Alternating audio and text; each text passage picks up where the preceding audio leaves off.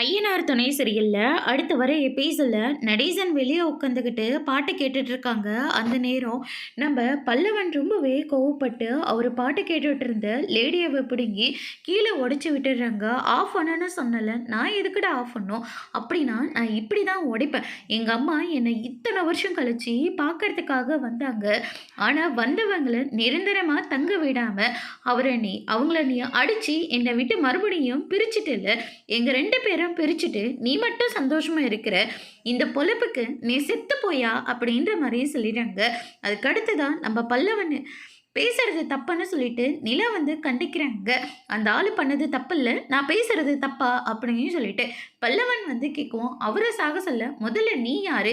உனக்கு இந்த வீட்டில் இருக்க பிடிக்கலன்னா நீ வீட்டை விட்டு வெளியே போ. அவரை பற்றி பேச உனக்கு எந்த தகுதியும் கிடையாது அப்படின்னு சொல்லிட்டு நிலா வந்து சொல்லிடுறாங்க. இதை கேட்டோன்னு மொத்த பேரும் வந்து ஷாக் ஆகுறாங்க. என்னவே நீங்கள் அடிச்சிட்டீங்கல்ல, இப்போவே நான் வீட்டை விட்டு வெளியே போகிறேன்னு சொல்லிட்டு பல்லவன் வீட்டை விட்டு வெளியே போகிறாங்க. எல்லாருமே ஷாக் ஆகுறாங்க. அதோட இன்னைக்கான பிரம முடிச்சிருக்காங்க. இனி ஐயனார் துணையில் பல்லவன் கிட்ட உண்மையை சொல்ல போகிறாங்களா, இல்லை உண்மையை மறைக்க போகிறாங்களா, என்ன மாதிரி ஒரு ட்விஸ்ட் வரப்போகுதுன்றதை வெயிட் பண்ணி பார்க்கலாம். தேங்க்யூ.